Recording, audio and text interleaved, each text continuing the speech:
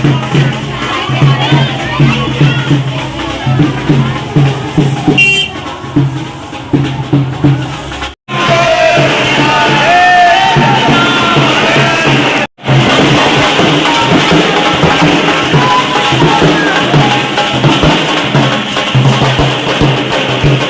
नाम के हीरे मोती मैं बिखराऊं गली गली, ले लो रे कोई राम का प्यारा, शोर मचाऊं गली गली।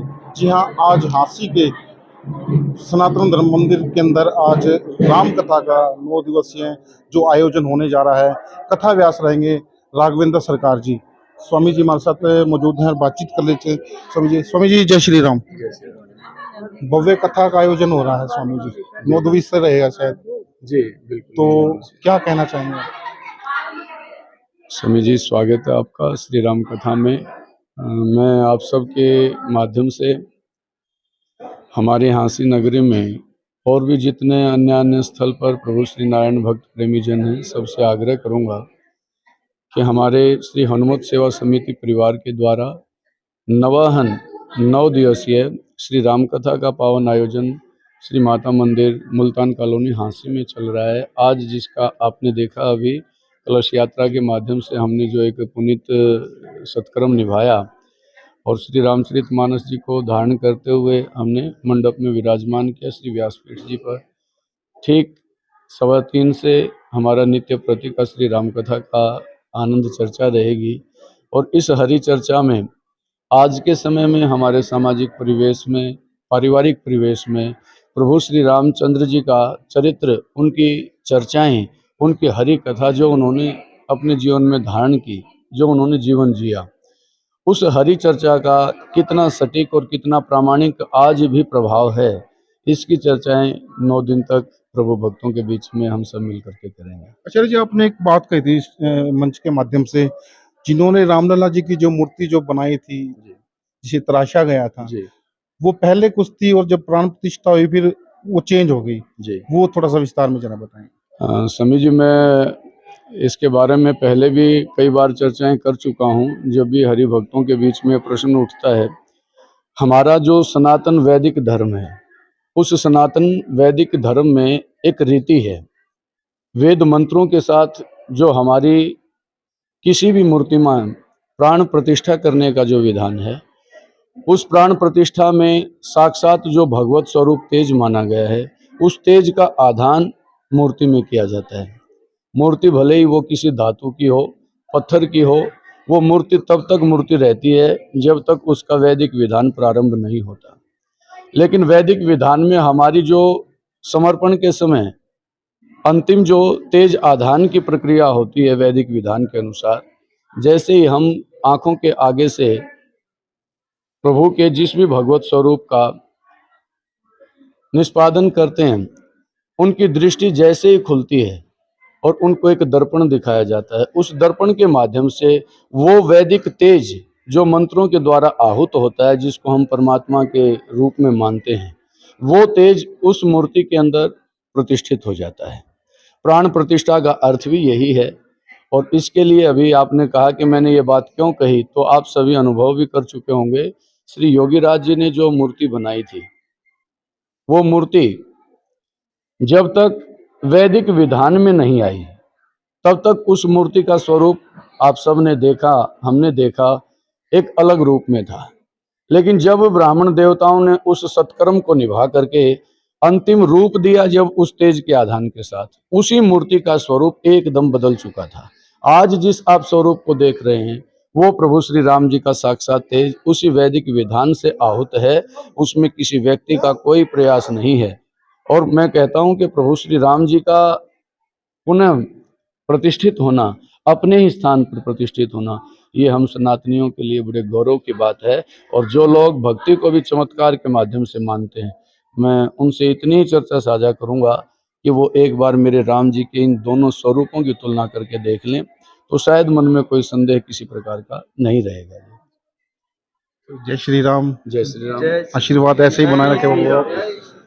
महाराज जी, एक बात और बोलूंगा, महिलाओं की जो भागीदारी है, पिछली बार भी भागवत कथा हुई थी और एक संकल्प लिया था कि अगली बार जो हम करेंगे राम कथा करेंगे जी। और वो संकल्प भी शायद महिला मंडल का पूरा हो गया आज। जी बिल्कुल, वो आपने सही याद दिलाया समय जी। आपकी बहुत अच्छी कवरेज भी रही थी पीछे हमारे जो सत्कर्म हुआ पिछले साल श्रीमद् भागवत जी का, तो आपने बड़ा पावन हरि भक्तों तक पहुंचाने का ये पुनित कार्य किया था।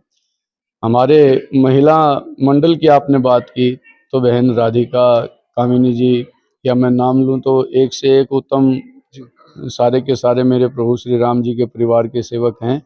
अतिशय हो जाएगा। इनके मन में एक बहुत बड़ा संकल्प है जो मैंने पहली बार में अनुभव किया कि सनातन धर्म की सेवा के निमित्त मंडल तो बहुत सारे होते हैं और नित्य प्रति मेरा अक्सर संपर्क भी रहता है। मैं सबके साथ जुड़ा हूँ जिस रूप में, तो अलग अलग स्थानों पर अलग अलग परिवारों से मेरा जुड़ाव है। लेकिन मैं जब श्री हनुमत सेवा समिति से मिला तो मैं इनके मुख की प्रशंसा नहीं कर रहा हूँ, इनके सत्कर्म का जो उद्देश्य था वो बहुत बड़ा था जी। और इन्होंने पहले अपने जीवन में जिया है प्रभु श्री राम जी के नाम को। अपने जीवन में इन्होंने जब जीना शुरू किया और वो रूप मैंने देखा, तो मैं इनके उस आदेश को शिरोधार्य कर बैठा कि आपको जहां ये लगता है कि यहाँ प्रभु श्री राम जी की, श्री हरि नारायण जी के नाम चर्चा के माध्यम से मेरी कोई सेवा आपके सत्कर्म को आगे बढ़ा सकती है, तो मैं पूर्ण रूपेण आपके साथ तैयार हूँ। और पिछली बार जो संकल्प उठा था हमारे श्री हनुमत सेवा मंडल के द्वारा, परिवार के द्वारा, सेवा समिति परिवार के द्वारा, इनका वो सत्कर्म श्री राम जी की चर्चा के लिए था। आप देख रहे हैं कि अनेक प्रकार के विघ्न बाधाओं के बीच में भी प्रभु श्री राम जी का ये सत्कर्म आज प्रारंभ हुआ और हम यहाँ तक पहुँचे हैं।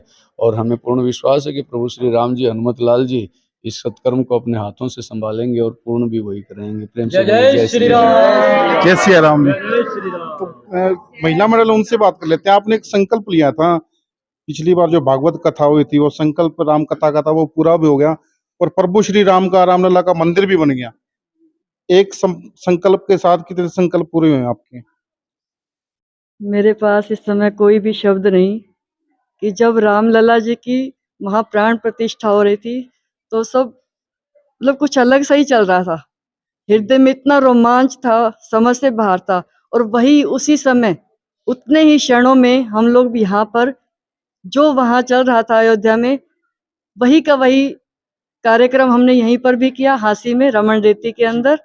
तो जो उनका समय था 1:29 का कुछ 12:30 बज के कुछ ऐसा, डेढ़ मिनट का कुछ समय था। वो 1.5 मिनट हमने भी मतलब ऐसा लगा हमें कि वास्तव में राम जी हमारे साक्षात और सामने प्रत्यक्ष रूप में थे। बहुत अच्छी अनुभूति रही हमारी। हम सब महिला मंडल ने बहुत अच्छे से मतलब किया वो प्रोग्राम भी, और बहुत अच्छा सा हमारा अनुभव रहा। जय श्री राम जी। क्या कहना चाहेंगे? मेरा महिला मंडल पहले तो आपका कबूल स्वागत करती हूँ। मेरा भी इस महिला मंडल से बहुत काफी टाइम से जुड़ी हुई हूँ। मुझे भी बहुत अच्छा लगा कि आज हम इस बात उसके सौभाग्य बने। जी तमीजा जी, आपका भी काफी योगदान है। शायद तमीजा जी अगर कमान ना संभालते। जय श्री राम। नहीं, मैंने कोई कमान नहीं संभाली। कमान संभालने वाले प्रभु श्री राम केवल, और कोई भी नहीं। और मेरा कोई सहयोग नहीं है, कोई सहयोग नहीं मेरा। भगवान जो आदेश करते हैं वही करते हैं। हमारा एक उद्देश्य रहा है, मेरे जीवन का उद्देश्य है इस सनातन धर्म का प्रचार। हमारे पूर्वज, जो मैं कहना चाहता हूँ वो लाइन आगे ये है कि हमारे बुजुर्ग जो पार्टीशन देख कर आए और वो यहाँ पर विस्थापित हुए, क्यों हुए उसका कारण था अपना धर्म नहीं त्यागना। उनके अंदर संस्कार थे, उनके माता पिता के द्वारा दिए गए, उसके बाद वो संस्कार हमें मिले हैं। अब हमारा उद्देश्य है कि हमारे बच्चों को ये संस्कार मिले, सनातन संस्कृति सनातन धर्म से जुड़े रहें, ये हमारा उद्देश्य है। तो उसी के लिए हम ये बार बार ये भजन संध्या या भागवत कथा या राम कथा का आयोजन कर रहे हैं, ताकि विशेष रूप से हमारा आग्रह रहता है। वो सामने देखो बोर्ड है, शहर में फ्लैक्स लगे हुए हैं, उसके ऊपर लिखा विशेष आग्रह। वे सभी अपने बच्चों को भी, शिशु को तो लेकर आ जाती हैं माताएं, लेकिन जो युवा बच्चे हैं उनके या उनके बहन भाई या किशोर अवस्था वाले बच्चे हैं, उनको सत्संग में लेकर नहीं आते। अगर उनको लेकर हम नहीं आएंगे तो उनके अंदर संस्कार कैसे आएंगे, वो सनातन धर्म से कैसे जुड़े रहेंगे। हमारा यही सभी से आग्रह है, आपके चैनल के माध्यम से कृपया सभी आएँ, अपने बच्चों को लाएं, उनके बच्चों के अंदर संस्कार प्रेषित करने का जो अपना कर्तव्य है, जो हमें अपने बुजुर्गों से मिला है, वो अपने कर्तव्य का निर्वहन करें। इसलिए हम ये राम कथा का आयोजन कर रहे हैं बड़ी धूमधाम से।